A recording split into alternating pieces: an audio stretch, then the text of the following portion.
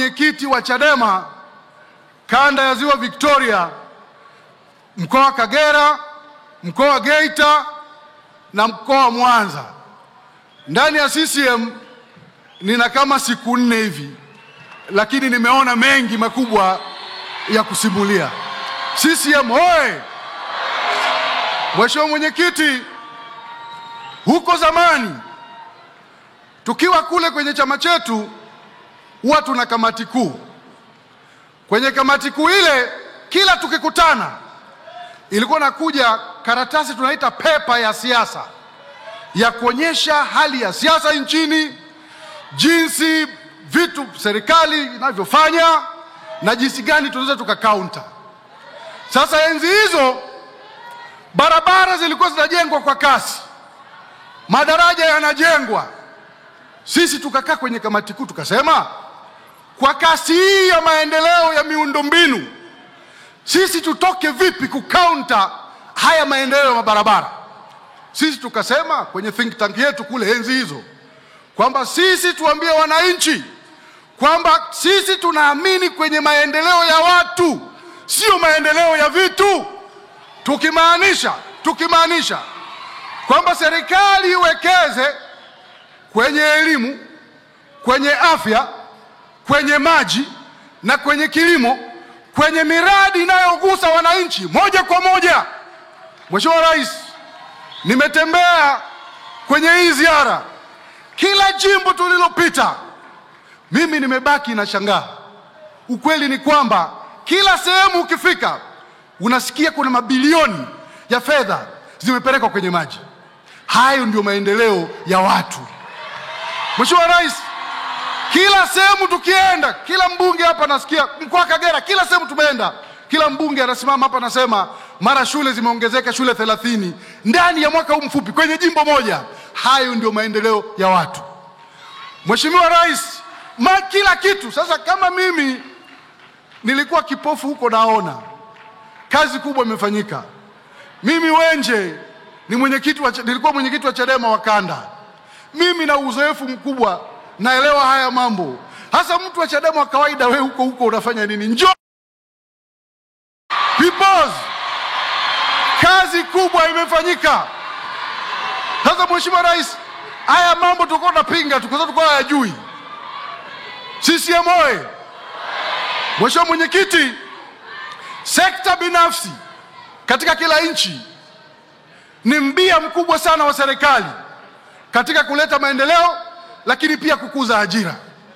Lakini hili sekta binafsi watu walete mtaji kwenye nchi yetu kutoka mataifa mengine, lakini hata Watanzania hapa, ili wapeleke mitaji yao kwenye biashara, lazima serikali itengeneze miundombinu thabiti itakayochochea hiyo mitaji yao kukua. Mheshimiwa Rais, nimesikiliza kwenye hii ziara, asubuhi nimeamka nikawa nasoma mwaka 2021 unaingia madarakani, Kenya ilikuwa inaongoza hapa East Africa kwa kuzalisha umeme. Mheshimiwa Rais, nimesoma leo asubuhi kwamba toka umeingia madarakani, Tanzania hapa uzalishaji wa umeme umeongezeka kwa 152%, 152%. Hii inaleta stability kwenye kukuza viwanda na kutengeneza ajira. Naomba niazime maneno. Kuna mtu yuko huko Chadema anaitwa Charles Odero, huwa na maneno anasema mbele kuna mwanga. Odero, naomba uniruhusu na mimi niazime hayo maneno yako. Mheshimiwa Rais, mbele kuna mwanga, na Watanzania Oktoba tutokeni wote tukatiki. Mheshimiwa Rais, nimesoma tena leo asubuhi toka ulivyoingia madarakani jinsi ambavyo bidhaa tunazosafirisha nje ya nchi, exports kutoka Tanzania, zimeongezeka maradufu. Kwenye kilimo, bajeti ya kilimo imeongezeka almost mara 4. Hekari za kilimo zilizokuwepo huko nyuma kabla hujaingia madarakani yamedouble. Waheshimiwa Tanzania, mbele kuna mwanga, Oktoba tukatiki. CCM hoye! Mimi kuna watu wanashangaa kwamba kwa nini Wenje niko CCM. Mimi nawaambieni, na wazungu wanasema Ni mtu mpumbavu peke yake ndiye hawezi akabadilisha mawazo hata kama anazama. Mimi nina akili timamu, siwezi kuzama huku naona, lazima nisepe. Na narudia, na nilisema huko nyuma, lengo la chama cha siasa, chama chochote duniani, ni kwenda kupambana kushika dola. Ndio maana vyama vya siasa vimeanzishwa. Na uchaguzi, ndugu zangu, uchaguzi sio tukio la siku moja, ni mchakato, ni process, na ina sheria zake, lazima ufuate. Nchi hii huwezi kupata haki kama wewe huwezi kutimiza wajibu wako, maana wajibu na haki zinaendana kwa pamoja. Sisi moyo.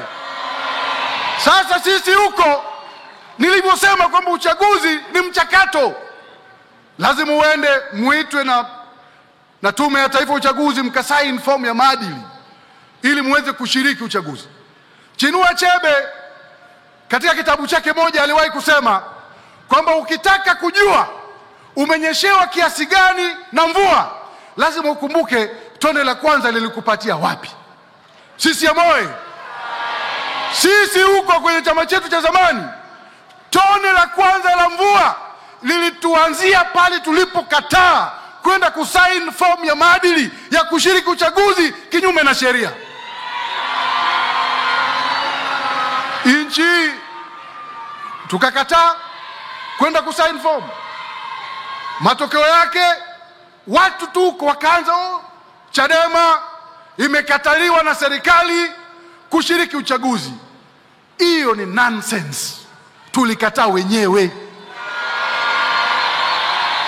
Lazima tuseme ukweli. Na nyinyi mnakumbuka Dar es Salaam, huu ni mkutano mkubwa, lazima tuseme na dunia isikie na dunia ijue, kwa sababu nilikuwa humo kwenye vikao hivyo vyote. Anayebisha haje aseme.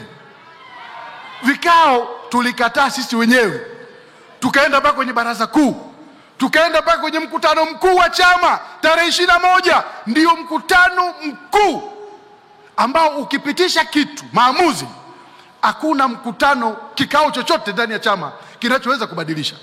Sisi tulienda kule tukasema atushiriki uchaguzi, licha ya kwamba mwaka 2004 kuna marekebisho kadhaa yalifanyika kwenye sheria ya uchaguzi katika taifa letu, na kuna baadhi ya mambo tuliyotaka sisi na tuliandika tukapeleka kwenye task force aliyounda Mheshimiwa Rais, iliyoongozwa na Profesa Mkandala na Ahmad Rashid akawa makamu wake. Sisi tulisema hatuna imani na wakurugenzi wa halmashauri wanaosimamia uchaguzi. Tulisema tunataka watu wengine independent wasimamie uchaguzi. Sheria ikabadilishwa. Leo hakuna mkurugenzi wa halmashauri anasimamia uchaguzi, lakini bado tulikimbia. Tulitaka kwamba mtu hata ukiwa mgombea peke yako mmoja, hakuna kupita bila kupingwa, upigiwe kura ya ndio na hapana. Sheria ikabadilishwa. Leo watu wanapigiwa kura ndio na nini? Hapana. Lakini bado tulikimbia. Tulitaka upatikanaji wa wale wajumbe wa Tume ya Taifa ya Uchaguzi, sio kwamba rais peke yake asimame tu ateue. Leo iliundwa kamati ya usaili inayoongozwa na watu independent, majaji wako hapo, tume ya haki za binadamu, lakini bado tulikimbia. Mimi wa Tanzania nawaambia, hii nchi hii ni kubwa kuliko mtu. Nchi hii ni kubwa kuliko chama chochote cha siasa. Wakati unafika lazima wote tusimame tuseme nchi kwanza. Sasa leo watu tu wanakuja huko wanakuambia eti Oktoba 29 chama chetu hicho cha zamani kimebaki kuwa NGO. Kwa sababu chama kama kishiriki uchaguzi, lengo lake ni nini sasa? So imebaki kuwa NGO, watu wanafanya harakati, chama kinakuwa control na watu ambao wako nje ya nchi. Mtu yuko Marekani, mwingine yuko Sweden, wengine wako Kenya. Kazi yao toka asubuhi mpaka jioni, na wana tweet mpaka usiku, ni kuchochea vurugu katika nchi yetu. Sisi hapa tunasema hatuna nchi nyingine. This is the only country we have. Sisi ya moyo. Sasa wewe kijana ukiwa hapa Mtu yuko Marekani, yeye anajua anavyopata hela.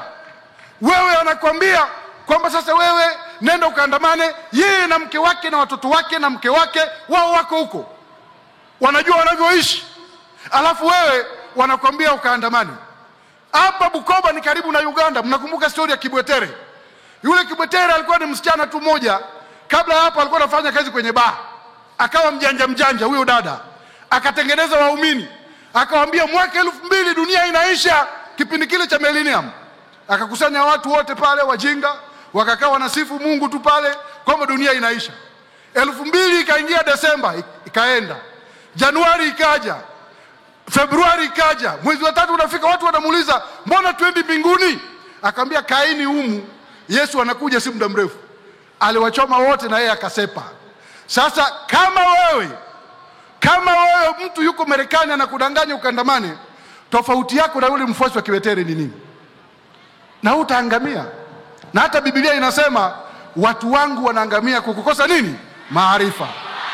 Kwa hiyo mimi ndugu zangu nimekuja na nawashukuruni sana. Huu ndio mkutano wangu wa kwanza hapa Bukoba. Zamani nilikuwa nakuja tunafanya mikutano ile midogo kule nikiwa na wale ndugu zangu. Nawashukuruni sana. Wangapi wanachagua wabunge wa CCM? Kura za Dr. Samia Suluhu Hassan naomba nizione.